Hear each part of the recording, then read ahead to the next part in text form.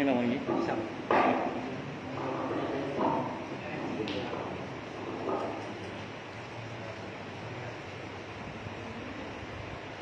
Assalamualaikum warahmatullahi wabarakatuh.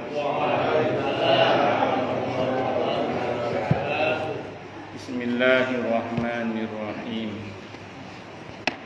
Alhamdulillahi rabbil alamin. Wa bihi nasta'inu ala umuri dunya waddin. Wassalatu wassalamu ala asyrafil anbiya'i wal mursalin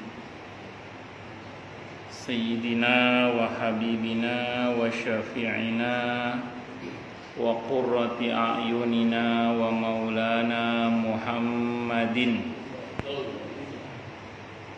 wa ala alihi wa ashabihi wa dhurriyyatihi ajma'in, amma ba'd. Ashhadu an la ilaha illallah wa ashhadu anna Muhammadar Rasulullah wa ufawwidu amri ilallah. Innallaha basirun bil ibad. Hasbiyallahu la ilaha illa huwa alaihi tawakkaltu wa huwa rabbul arsyil azim. Qala Allah Ta'ala fi kitabihil karim hikayatan an nabiyillahi Musa alaihi salam. Rabbi shrah li sadri wa yassir li amri wahlul 'uqdatam min lisani yafqahu qawli. Para alim, para asatidah, para sepuh, para bini sepuh, para tokoh masyarakat, hadirin, hadirat dan adik-adik sekalian, hafizani wa hafizakumullah, bil khusus segenap pengurus Masjid Al-Jihad yang semoga pengurusnya dan jamaahnya selalu dalam naungan rahmat, barokah, perlindungan serta bimbingan Allah Subhanahu wa ta'ala. Amin, Allahumma amin, insyaallah. Allahumma inna nas'aluka ilman nafi'a wa rizqan thayyiba wa amalan mutaqabbala wa fatahallahu lana futuhal arifin. Allahumma inna na'udzubika min ilmin la yanfa' wa amalin la yurfa' wa qalbin la yakhsha' wa du'a la yusma'. Allahumma ati anfusana taqwaha wa zakkiha anta khairu man zakkaha anta waliyuha wa maulaha. Amin, Allahumma amin, insyaallah. Karena masih dalam suasana Syawal, saya ingin sampaikan taqabbalallahu minna wa minkum. Semoga Allah terima amal ibadah kita bil khusus selama bulan Ramadan kemarin, sehingga mudah-mudahan saat ini dan seterusnya kita digolongkan oleh Allah dalam golongan hambanya yang bertakwa. Amin, Allahumma amin, insyaallah. Ada pepatah Arab yang mengatakan man kasura kalamuhu kasura khata'uhu. Orang yang banyak ngomongnya banyak salahnya. Di majelis ini yang paling banyak ngomongnya saya. Jadi kalau ada salah-salah saya sengaja atau tidak, mohon dimaafkan lahir dan batin. Walaupun biasanya ada jamaah yang nyeletuk, kalau ustadz nggak ngomong lebih salah lagi. Baik, masih melanjutkan tafsir Ibnu Katsir surah Al-Baqarah ayat 165, 166, 167. A'udzu billahi as-sami'il 'alim minasy syaithanir rajim. Wa minan nasi man yattakhidhu min dunillahi andadan yuhibbunahum ka hubbillah. Walladzina amanu ashaddu hubban lillah. ولو يرى الذين ظلموا إذ يرون العذاب أن القوة لله جميعا وأن الله شديد العذاب إذ تبرأ الذين اتبعوا من الذين اتبعوا ورأوا العذاب وتقطعت بهم الأسباب وقال الذين اتبعوا لو أن لنا كرة فنتبرأ منهم كما تبرؤوا منا كذلك يريهم الله أعمالهم حسرات عليهم وما هم بخارجين من النار.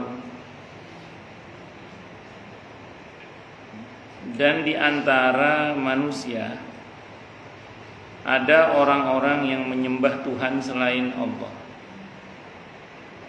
Ada orang yang menyembah Tuhan selain Allah sebagai tandingan. Jadi menganggap ada yang sama selain Allah dengan Allah.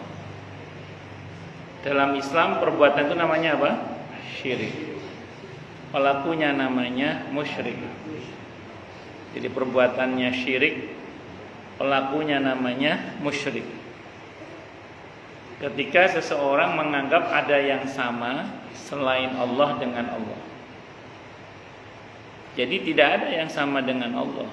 Kalau bahasa Al-Qur'annya laisa kamitslihi syai'un. Tidak ada sesuatu pun yang serupa dengan Allah. Maka ketika kita menganggap ada yang sama selain Allah dengan Allah, berarti apa? Syirik. Pelakunya namanya musyrik. Dan ini dosa besar yang paling besar. Allah itu menyatakan dirinya walam yakul lahu kufuwan ahad. Tidak ada yang sebanding dengan Allah. Makanya hati-hati ketika kita menganggap ada yang sama selain Allah dengan Allah, maka berarti telah apa? Berbuat syirik. Pelakunya namanya musyrik. Hati-hati. Ini dalam konteks dalam ayat ini berkaitan dengan membuat sesembahan selain Allah. Yang mereka cintai seperti mencintai Allah. Adapun orang-orang yang beriman sangat besar cintanya kepada Allah. Sekiranya orang-orang yang berbuat zalim itu melihat ketika mereka melihat azab pada hari kiamat bahwa kekuatan itu semuanya milik Allah dan bahwa Allah sangat berat azabnya, niscaya mereka menyesal. Jadi orang-orang yang berbuat syirik itu kalau sadarnya setelah mati itu betul-betul penyesalan yang percuma tak berguna. Kalla saufa ta'lamuna thumma kalla saufa ta'lamun.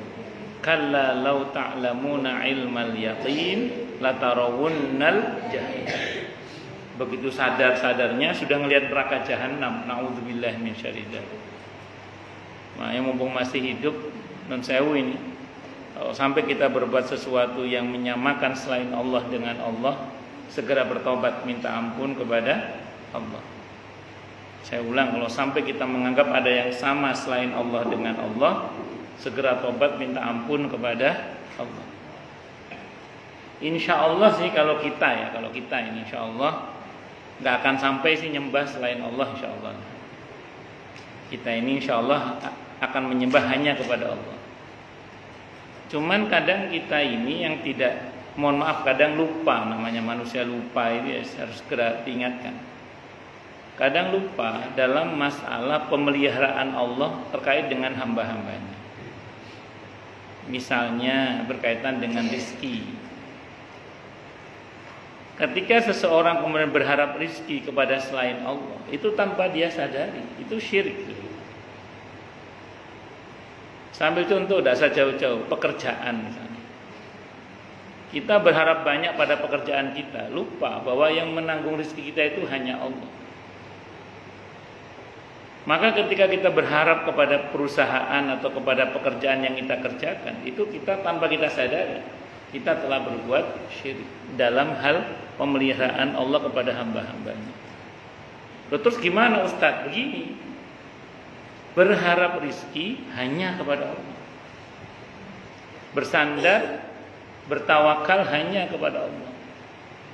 Nah, adapun perusahaan di mana kita bekerja, kita mohonkan kepada Allah agar sukses, berhasil, berkah.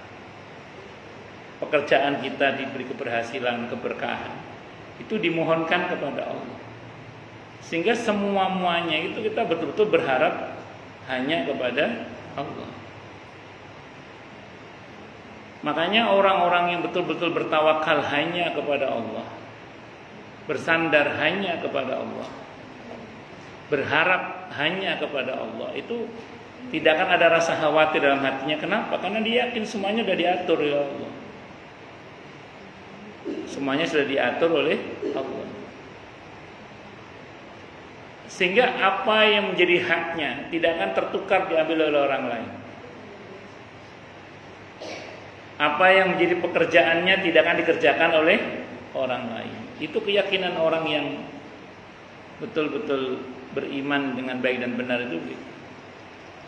Sehingga dia menjalani hidup itu dengan tenang.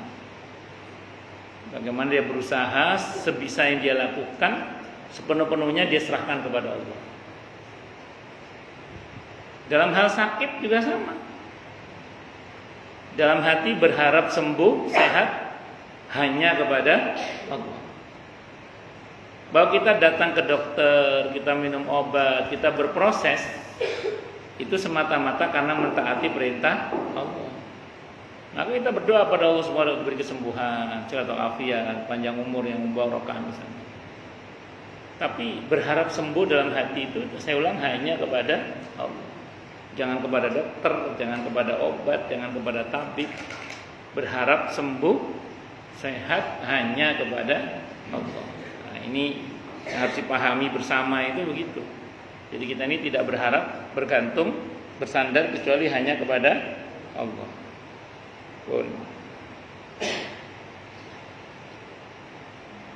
Jangan sampai kita ini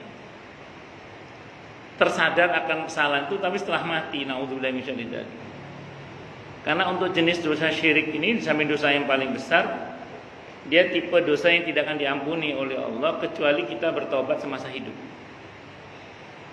Jadi di surah An-Nisa ayat 48 dan 116 itu mengabarkan bahwa dosa syirik itu tidak akan diampuni oleh Allah kalau sampai matinya orang itu enggak tobat. Tapi kalau dia bertobat kepada Allah, diampuni oleh Allah. Mana dalilnya Ustaz? Al-Furqan ayat 68, 69, 70. Itu berkenaan dengan orang yang berbuat syirik, zina dan membunuh. Orang yang berbuat syirik, membunuh dan zina. Kalau enggak tobat, itu dia akan diancam dan kehinaan oleh Allah. Tapi kalau dia bertobat, dia akan diampuni oleh Allah Subhanahu wa taala.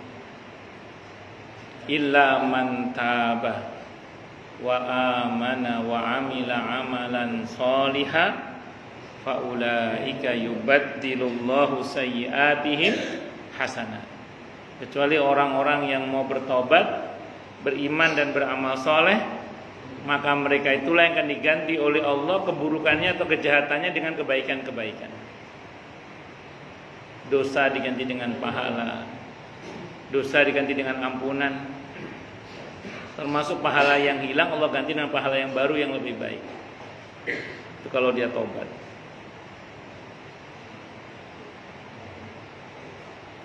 Yaitu ketika orang-orang yang diikuti berlepas tangan dari orang yang mengikuti dan mereka melihat azab, dan ketika segala hubungan antara mereka terputus.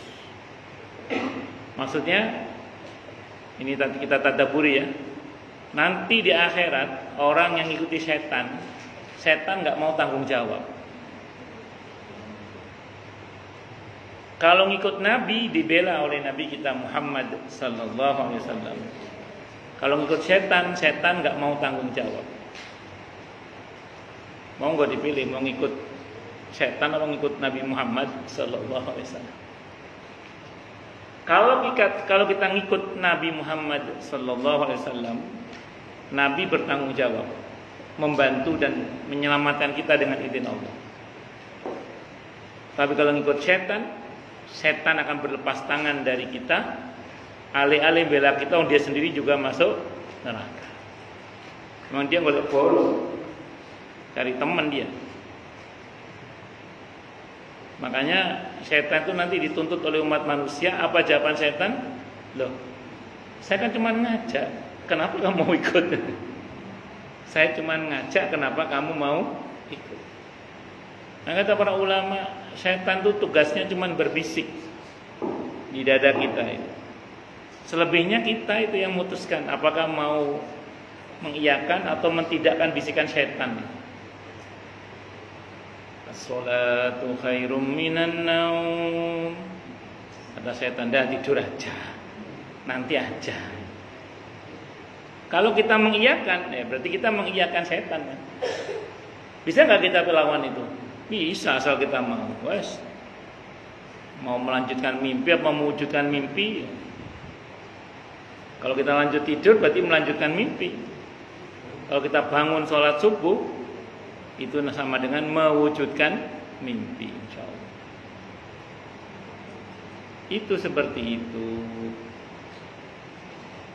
Dan orang-orang yang mengikuti berkata, sekiranya kami mendapat kesempatan kembali ke dunia, tapi udah telat, udah mati kok, tentu kami akan berlepas tangan dari mereka. Udah terlambat. Salahnya kenapa ngikuti setan?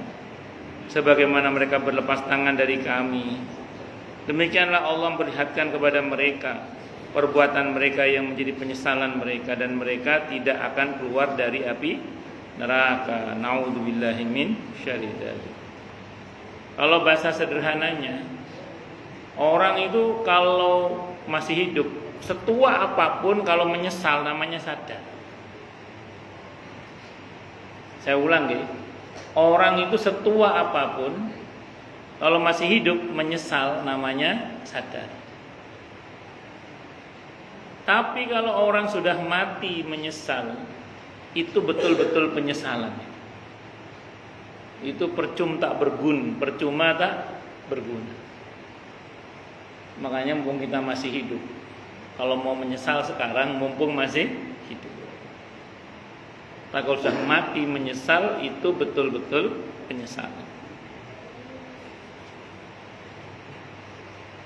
Allah Subhanahu wa ta'ala menyebutkan keadaan orang yang musyrik terhadapnya, orang yang berbuat syirik terhadapnya di dunia, dan balasannya akan mereka dapatkan di negeri akhirat, di mana mereka menjadikan tandingan-tandingan bagi Allah, maksudnya sekutu-sekutu, yaitu sembahan-sembahan yang mereka sembah bersama Allah, berarti berbuat syirik, dan mereka cintai seperti mencintai Allah. Makanya ada istilah syirik mahabbah, syirik cinta.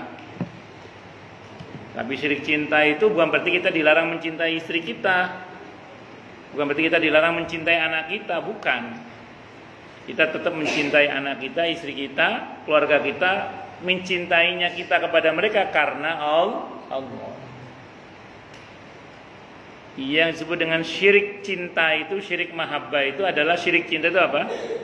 Kalau demi cinta orang rela durhaka kepada Allah. Jadi demi cinta orang rela durhaka kepada Allah.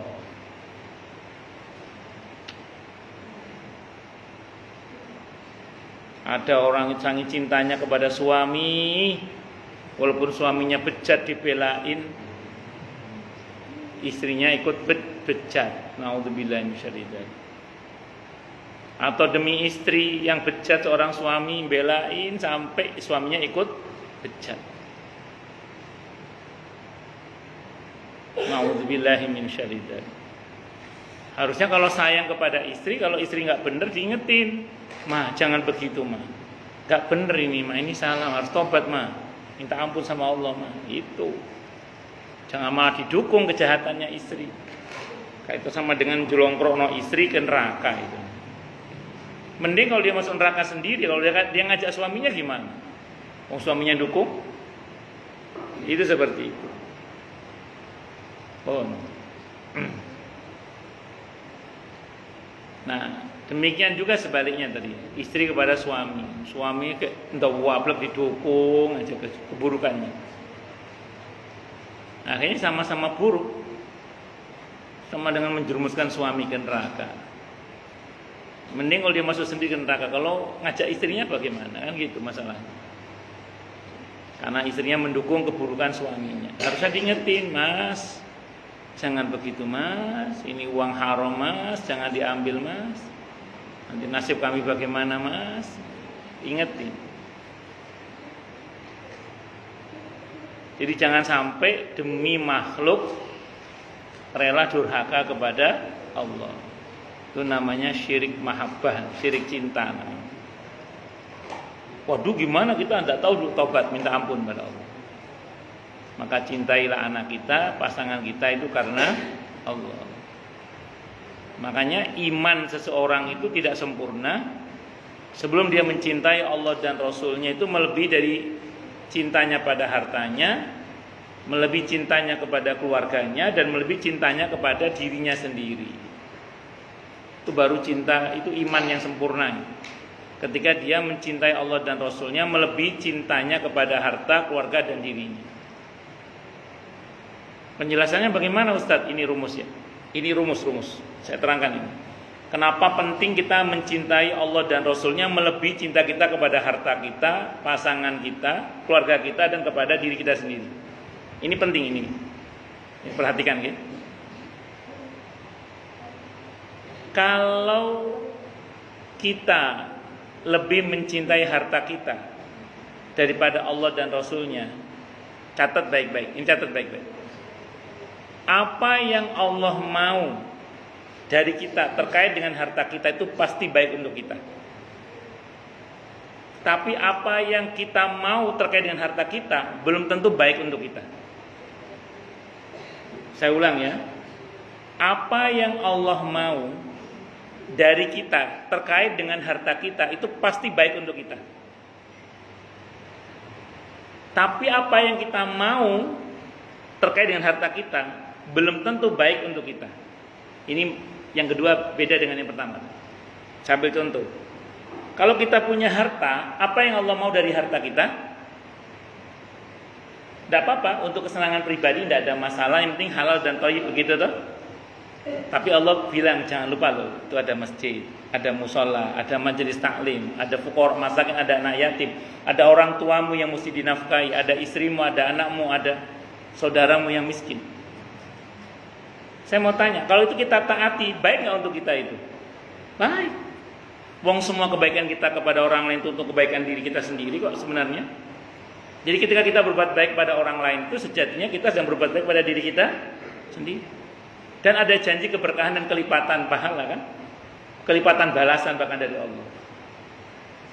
Tapi kalau kita bicara tentang maunya kita terkait harta kita, sebagian orang tidak mau berbagi, capek-capek kerja ngapain dibagi? Ini kalau kita nuruti nafsu kita, kita ini capek-capek kerja kok malah dibagi-bagi. Oh, daripada dapat orang lain mending buat seneng-seneng sendiri aja. Dan kadang dipakai untuk berbuat maksiat. Itu buruk apa buruk bagi kita seperti itu? Buruk. Kelihatannya dia baik, padahal itu buruk bagi kita itu. Contoh ini. Contoh yang kedua, apa yang Allah mau dari kita terkait keluarga kita itu pasti baik untuk diri kita dan keluarga kita. Tapi apa yang kita mau terkait dengan keluarga kita belum tentu baik untuk keluarga kita dan kita. Kalau Allah kan maunya kita ini dan keluarga kita selamat kan dunia akhirat. Baik dunia akhirat, mulia dunia akhirat itu yang Allah mau. Maka kita disuruh mendoakan keluarga kita, mendidik keluarga kita, menafkainya dengan nafkah yang halal dan thayyib supaya jadi orang yang benar lahir batin dunia akhirat. Kalaupun sukses, suksesnya dunia akhirat. Kalaupun bahagia, bahagianya dunia akhirat. Itu yang Allah mau. Tapi yang kita mau untuk anak kita belum tentu baik bahkan untuk anak kita dan diri kita. Contoh misalnya ada sebagian kita orang tua yang senangnya memanjakan anak tanpa difilter. Nuruti semua maunya istri, maunya anak, maunya suami tanpa difilter. Padahal tidak semua sikap memanjakan anak itu yang berlebihan tentunya, dan tidak semua sikap nuruti maunya pasangan dan maunya anak itu baik untuk diri mereka dan kita keluarga.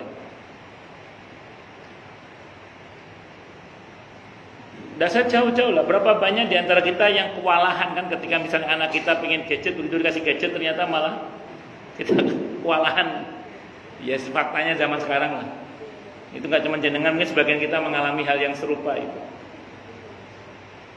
Sambil contoh sederhana ini contoh sederhana. Saya itu punya jamaah. Ini awal-awal adanya smartphone ya, awal-awal adanya smartphone.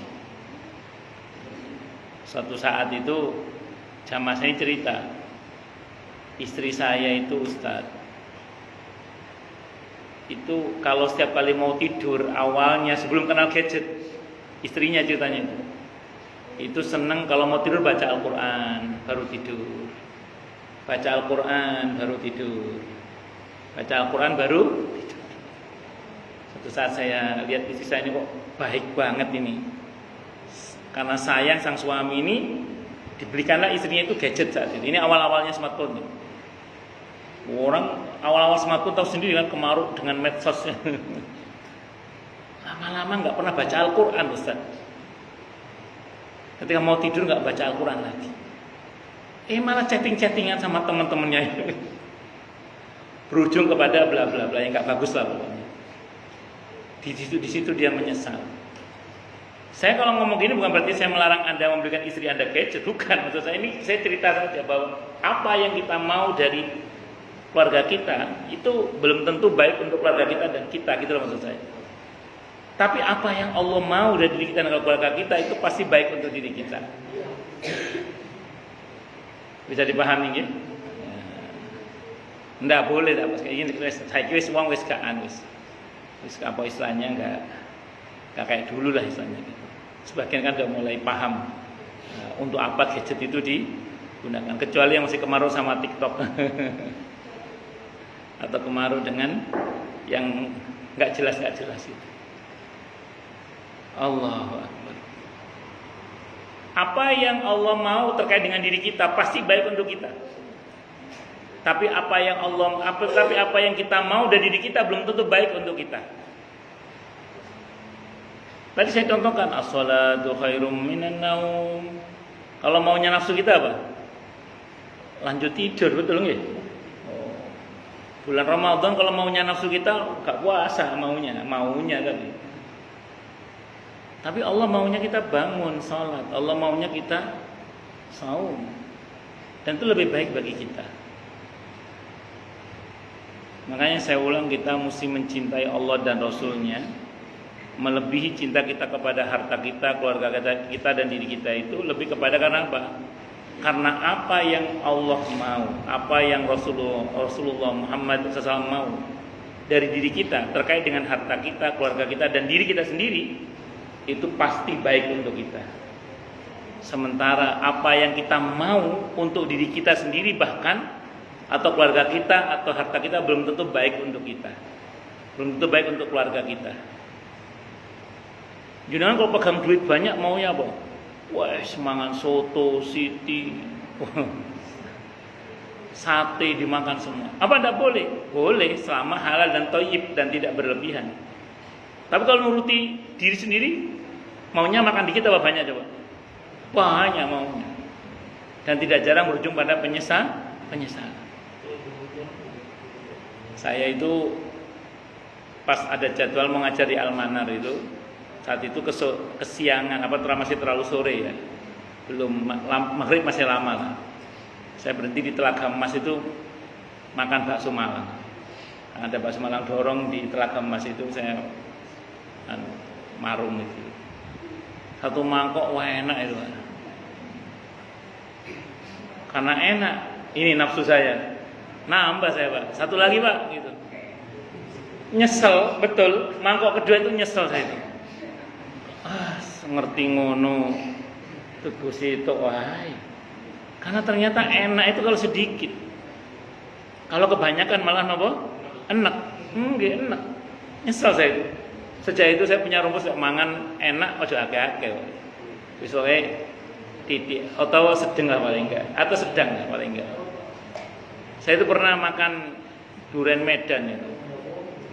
Saya makan banyak, adik saya itu makan dikit, adik saya itu. Saya tanya, "Le, kok makan titik, Le?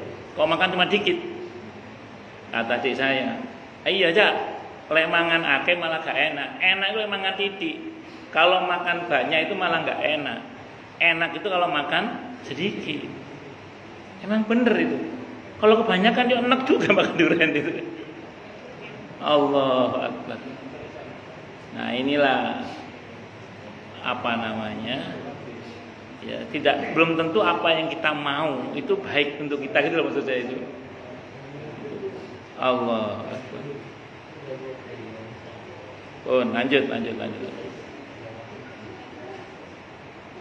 Di mana mereka menjadikan tandingan bagi Allah, yaitu sesembahan yang mereka sembah bersama Allah, dan mereka cintai seperti mencintai Allah, padahal Allah adalah zat yang tidak ada Tuhan yang berhak disembah kecuali Dia. Tidak ada lawan, tidak ada tandingan dan sekutu baginya. Di dalam kitab Sahih Al-Bukhari dan Sahih Muslim diriwayatkan dari Abdullah bin Mas'ud radhiyallahu anhu, dia berkata, "Aku bertanya, wahai Rasulullah, dosa apakah yang paling besar?" Beliau menjawab, "Kamu menjadikan tandingan bagi Allah, padahal Dialah yang telah menciptakanmu." Jadi kamu menjadikan tandingan bagi Allah, padahal Dialah yang telah menciptakan. Ya, berbuat syirik itu maksudnya. Firman Allah Ta'ala di surah Al-Baqarah 165 yang artinya, adapun orang-orang yang beriman amat sangat cintanya kepada Allah. Walladzina amanu asyaddu hubban lillah, dikarenakan kecintaan mereka kepada Allah yang begitu besar, kesempurnaan pengetahuan mereka tentangnya, penghormatan dan mengesan mereka terhadapnya, maka mereka tidak melakukan kesyirikan sedikitpun kepadanya. Bahkan mereka menyembah Allah satu-satunya, bertawakal hanya kepadanya, dan kembali merujuk ya kepadanya di seluruh urusan mereka. Artinya Allah itu adalah zat yang patut disembah. Selain Allah tidak sepatutnya disembah, karena memang bukan Tuhan, tapi dituhankan. Maka kalau ada seseorang yang mengaku sebagai Tuhan atau dituhankan, dia harus punya reputasi pernah menciptakan langit dan bumi, itu aja. Jadi siapapun yang dituhankan harus punya reputasi menciptakan langit dan bumi. Kalau dia baru ada setelah adanya langit dan bumi, pertanyaannya, sebelum dia ada Tuhannya siapa? Nah, gitu aja pertanyaannya. Makanya harus dibedakan antara makhluk dan al-khaliq. Antara makhluk ciptaan dan al-khaliq pencipta itu beda. Makhluk tidak mungkin menjadi al-khaliq, dan al-khaliq tidak mungkin menjadi makhluk. Sebagaimana konsep sebagian agama yang menjadikan makhluk sebagai Tuhan, atau menganggap Tuhan bisa menjadi makhluk. Nah, ini kan tidak mungkin. Allah Akbar. Sebagaimana meja tidak mungkin menjadi tukang meja, dan tukang meja tidak mungkin menjadi meja. Ini ada yang mengatakan. Ini istilah saja, tapi Anda paham maksudnya ini? Itu seperti itu. Makanya kan Nabi Musa itu ketika berdebat dengan Fir'aun, saat ditanya Allah itu siapa toh Musa? Allah itu Rabbi wa Rabbukum wa Rabbu abaikumul awwalin. Allah itu Tuhanku dan Tuhan bapak-bapakmu dulu. Itu kurang lebih separuh dari pasukan Fir'aun itu tobat masuk Islam. Gara-gara apa coba? Gara-garanya mereka berpikir kalau Tuhannya Musa adalah Tuhan kita dan Tuhan bapak-bapak kita, sementara Fir'aun ngaku sebagai Tuhan. Pertanyaannya, sebelum Fir'aun lahir Tuhannya siapa? Itu pertanyaannya. Makanya harus dibedakan antara mana memuliakan, mana menuhankan. Kita kepada para nabi dan rasul memuliakan, tapi tidak menuhankan.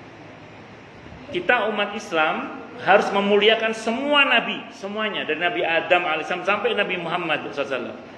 Tapi tidak boleh kita tuhankan. Tidak boleh. Kita muliakan harus, tapi menuhankan jangan. Itu seperti itu. Ya, kita tidak boleh menghina satu nabi pun. Semua nabi kita muliakan. Tapi memuliakan bukan menuhankan. Dan itu beda antara memuliakan dengan menuhankan. Allahu Akbar.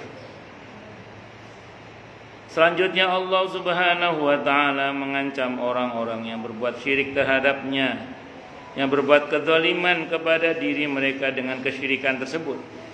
Di mana Allah taala berfirman yang artinya, dan jika seandainya orang-orang yang berbuat zalim itu mengetahui ketika mereka melihat siksa pada hari kiamat bahwa kekuatan itu kepunyaan Allah semata, itu bahwa segala hukum hanya milik Allah Ta'ala, satu-satunya, tidak ada sekutu baginya, dan sesungguhnya segala sesuatu berada di bawah kekuasaan, keperkasaan dan kekuatannya. Kalau orang berbuat syirik dalam ayat ini disebut sebagai orang yang zalim. Zalim itu dari kata zulmun, artinya gelap. Orang yang berbuat zalim biasanya akal sehatnya gelap, sehingga dia tidak bisa berpikir dengan jernih. Orang kalau mau mikir dikit aja bisa kok dibedakan mana makhluk, mana al-khaliq. Dan nalar kita pasti nyampe kok bahwa tidak mungkin makhluk menjadi al-khaliq dan al-khaliq menjadi makhluk. Itu saya kira semua orang bisa mencernai. Orang saya kira mudah kok memahami bagaimana sesuatu yang dibuat sendiri itu disembah-sembah, kan tidak mungkin. Kalau pakai nalar, itu kan yang dipakai oleh Nabi Ibrahim untuk membantah ayahnya dan kaumnya. Bagaimana mungkin ayah membuat sesuatu yang ayah buat sendiri tapi disembah-sembah sendiri. Walaupun bukan ayah kandung, itu Azar itu pamannya. Itu kan pertanyaannya.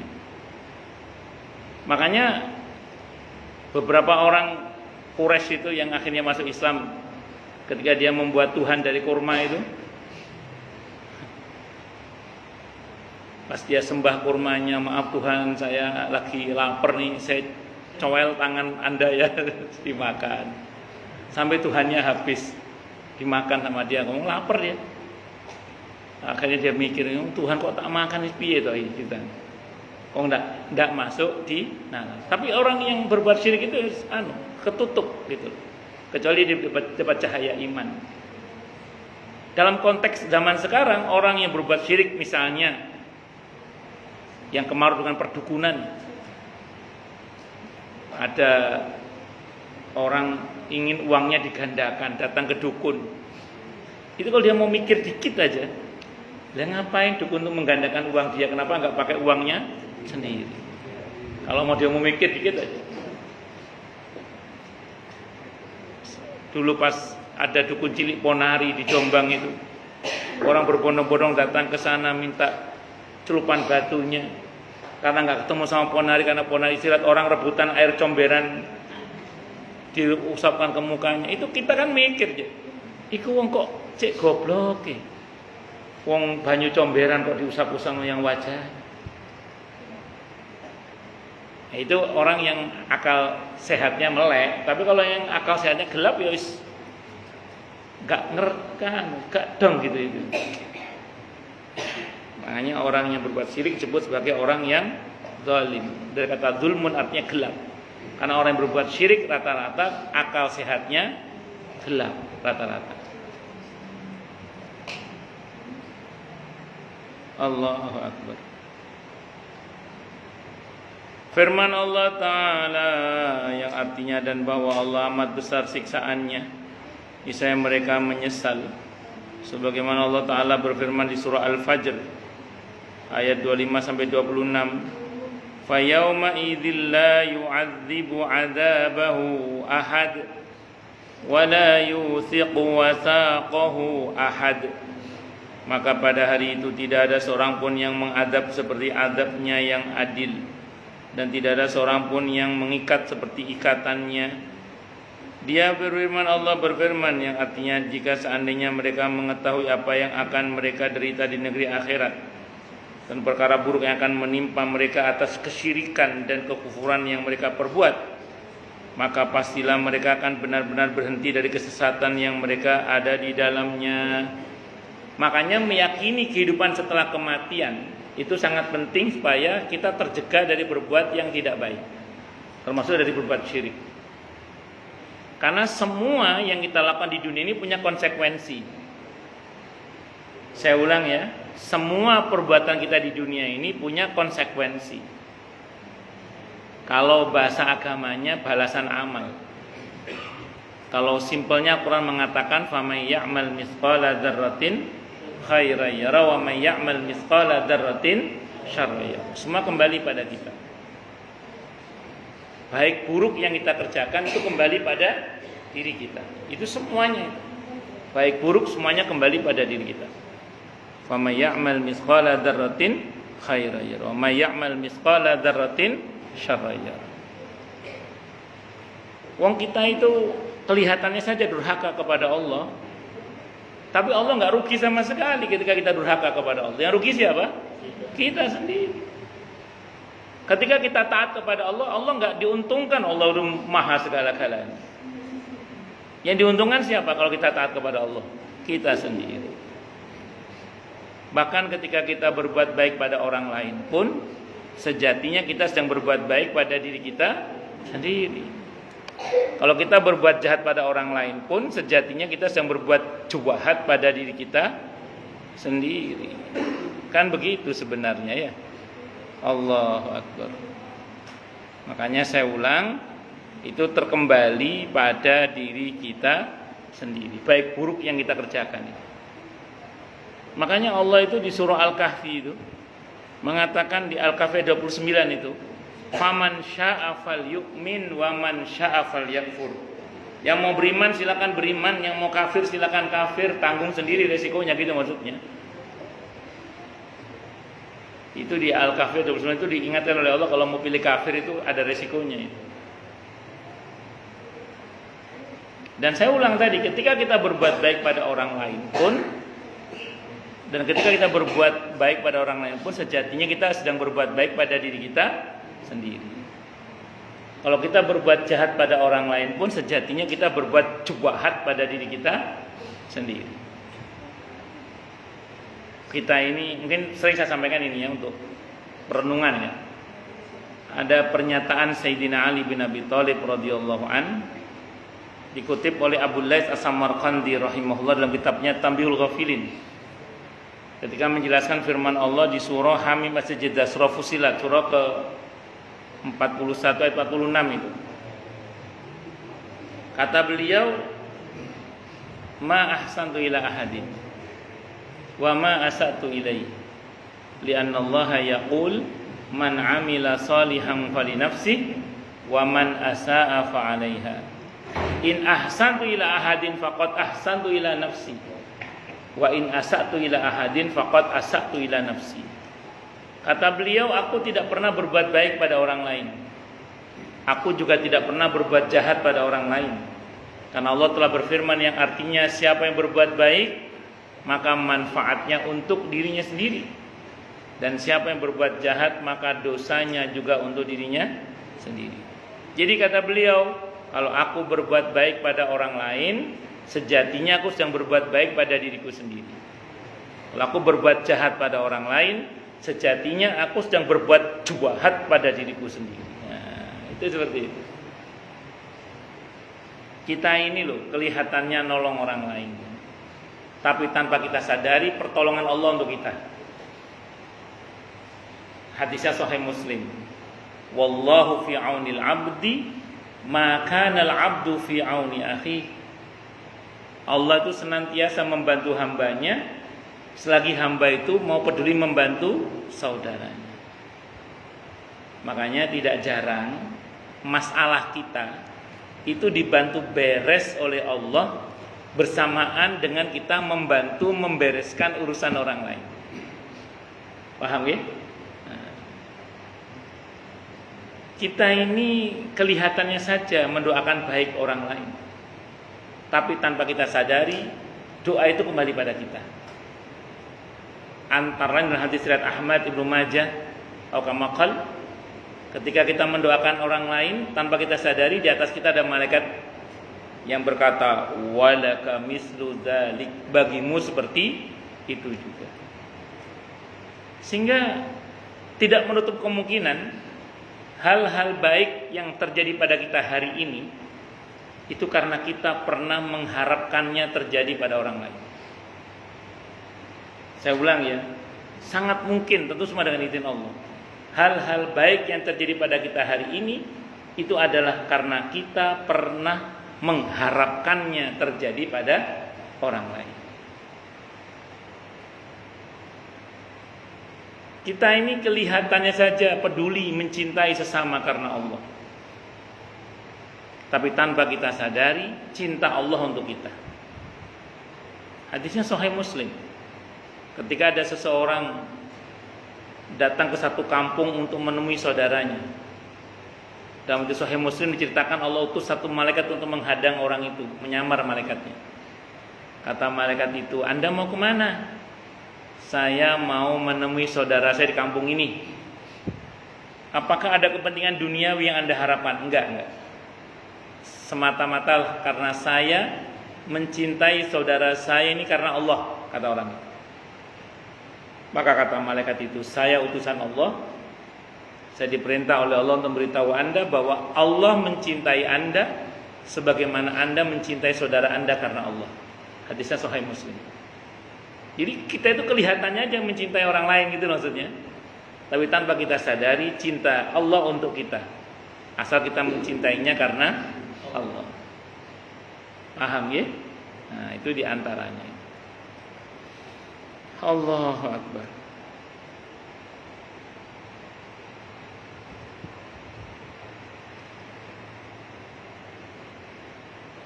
Selanjutnya Allah Subhanahu wa taala mengabarkan tentang kekufuran orang-orang musyrik terhadap berhala-berhala yang pernah mereka sembah dan berlepas diri dari orang-orang yang diikuti dari orang-orang yang mengikutinya. Allah taala berfirman yang artinya itu ketika orang-orang yang diikuti itu berlepas diri dari orang-orang yang mengikutinya, para malaikat yang mereka klaim sebagai sesembahan yang dahulu mereka sembah di negeri dunia akan berlepas diri dari mereka. Para malaikat itu akan berkata, kami menyatakan berlepas diri dari mereka kepada engkau. Mereka sekali-kali tidak menyembah kami. Tabarra'na ilaika ma kanu iyana ya'budun. Kami menyatakan kepada engkau berlepas diri dari mereka. Mereka sekali-kali tidak menyembah kami. Al-Qasas ayat 63, mereka juga berkata, Maha suci engkau. Engkaulah pelindung kami, bukan mereka. Bahkan mereka telah menyembah jin. Kebanyakan mereka beriman kepada jin itu.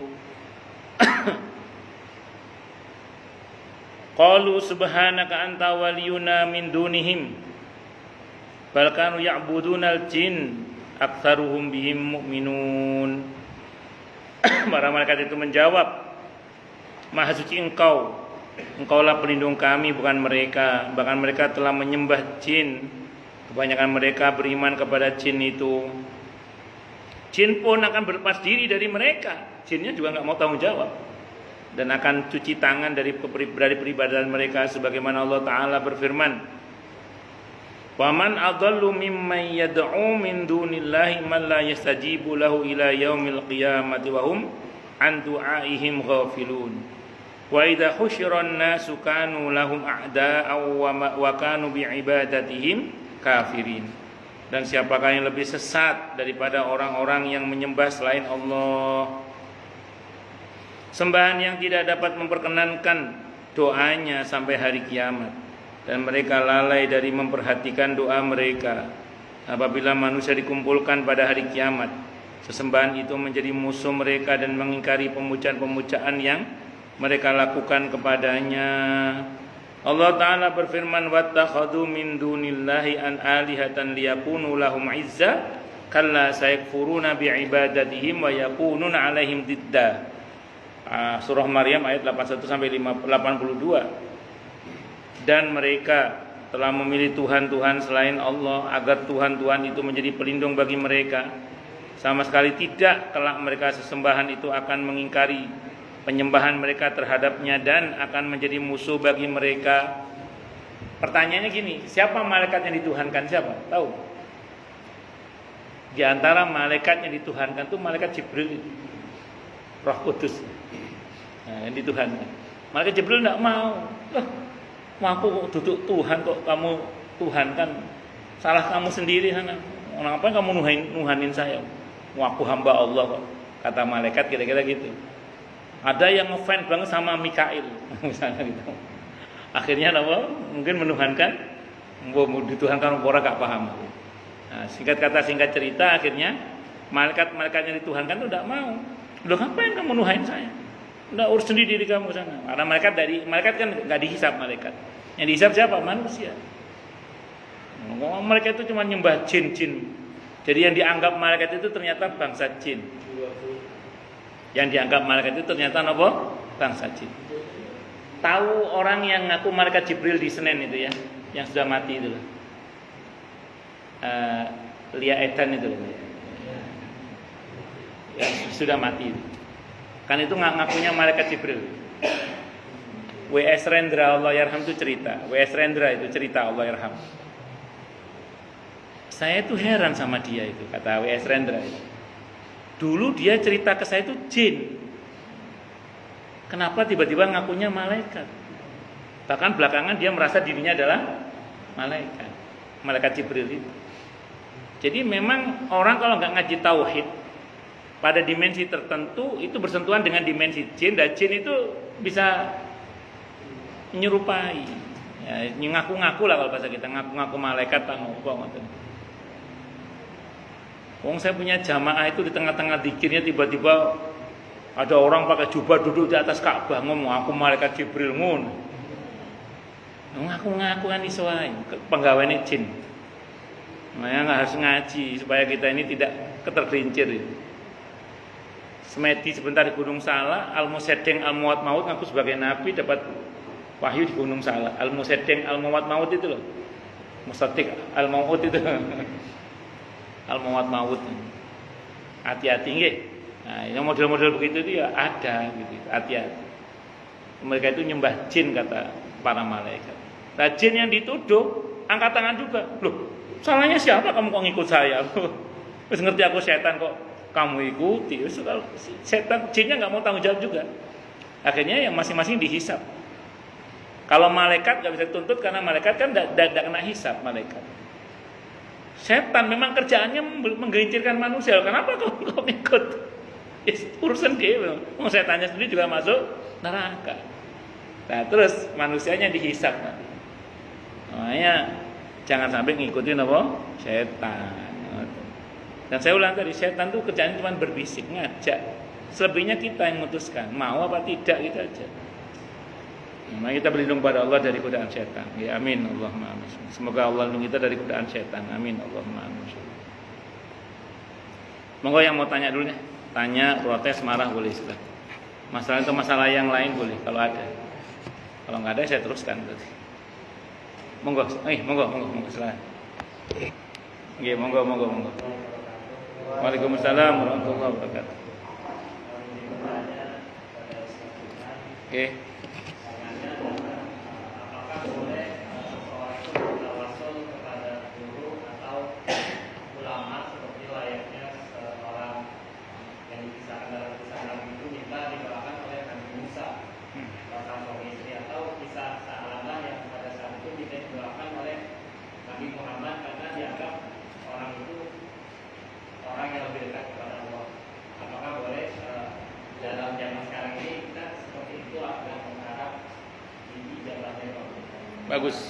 Bagus. Di dalam Islam bertawassul yang diperkenankan dan ulama sepakat antara lain adalah bertawassul melalui orang soleh yang masih hidup. Itu diperkenankan. Dan itu ulama sepakat, boleh. Di antara dalilnya, antara lain dalilnya ya, ketika Sayyidina Umar radhiyallahu anhu hendak berhaji, Nabi berpesan, Umar, nanti kamu kalau ketemu dengan orang yang bernama Uwais Al-Qarni, mintalah kamu didoakan olehnya. Padahal Uwais Al-Qarni radhiyallahu anhu ini kalau dibandingkan Sayyidina Umar radhiyallahu anhu itu tidak lebih mulia. Karena Sayyidina Umar radhiyallahu anhu ini sahabat Amir Mu'minin, beliau ini termasuk Khulafaur Rasyidin, termasuk yang dijamin masuk surganya semasa hidupnya oleh Nabi kita Muhammad SAW. Nah, beliau ini lebih mulia di sisi Allah daripada Uwais Al-Qarni radhiyallahu anhu. Tapi Nabi nyuruh minta didoakan. Itu pertanda bahwa intinya itu orang yang soleh. Bisa dipahami ya? Kalau itu tidak dibolehkan, Nabi nggak akan ngomong gitu. Udah Umar doa sendiri aja, kamu kan lebih mulia daripada Uwais. Enggak. Minta didoakan dulu. Itu Nabi mau ngasih tahu, boleh kita minta didoakan orang soleh yang masih hidup, itu boleh. Dan Nabi sendiri minta didoakan Sayyidina Umar. Kata Nabi, asyrikni ya ukhayya fi du'aika. Jangan lupa doakan saya juga ya, kata Nabi. Apakah Nabi butuh doanya Sayyidina Umar? Enggak, Nabi enggak butuh. Kenapa Nabi bersabda begitu? Untuk memberitahu ke umatnya bahwa kita ini boleh minta didoakan oleh orang soleh yang masih hidup. Dan dalam Islam ada rumus, aksir minan nasi fi da'watil khair fa innaka la tadri min ayyi fahin tusma. Perbanyaklah manusia dalam berdoa kebaikan, karena kamu tidak tahu dari mulut mana doa itu dikabulkan. Jadi panjenengan saya kalau ketemu orang, doakan saya, doakan anak saya, doakan anak. Kita tidak tahu dari mulut mana doa itu dikabulkan. Kita tidak tahu. Kita tidak tahu. Makanya kita minta doakan ya. Bisa dimengerti ya? Wallahu a'lam bishawab. Nggih. Monggo. Sik, jenengan asma Pak sinten supaya jenengan namanya, jenengan namanya. Nama jenengan supaya Pak Ahmad. Nggih. Assalamualaikum warahmatullahi wabarakatuh. Waalaikumsalam warahmatullahi wabarakatuh. Ustaz, saya hanya melanjutkan pertanyaan yang pertama. Nggih. Kalau seandainya kita minta doa kepada orang lain, kan boleh-boleh saja. Boleh. Ya kan? Oke. Tapi kalau sampai orang itu memberikan air, memberikan benda sesuatu, bagaimana hukumnya Ustaz? Baik. Sambut baik. Assalamualaikum warahmatullahi wabarakatuh. Saya mau cerita dulu. Cerita ini, riwayat ini ada dalam Sahih Bukhari. Ada dalam Sahih Bukhari. Suatu saat ada kepala suku yang disengat kalajengking atau digigit ular. Anak buahnya menghadap kepada 5 atau 6 orang sahabat Nabi yang sedang ada di situ. Bisa nggak kalian meruqyah kepala suku saya? Dia lagi kena sengat kalajengking atau digigit ular. Kata para sahabat, bisa. Tapi kita minta upah ya, karena ini tipe kepala suku yang pelit. Kita minta upah. Kata. Jadi kalau ada orang pelit boleh kita minta upah ya. 6 ekor kambing. Jadi 5 sahabat minta 6 ekor kambing. Akhirnya kata orang itu oke, setuju. Ini dalam Sahih Bukhari Pak. 5 orang sahabat itu ngambil air.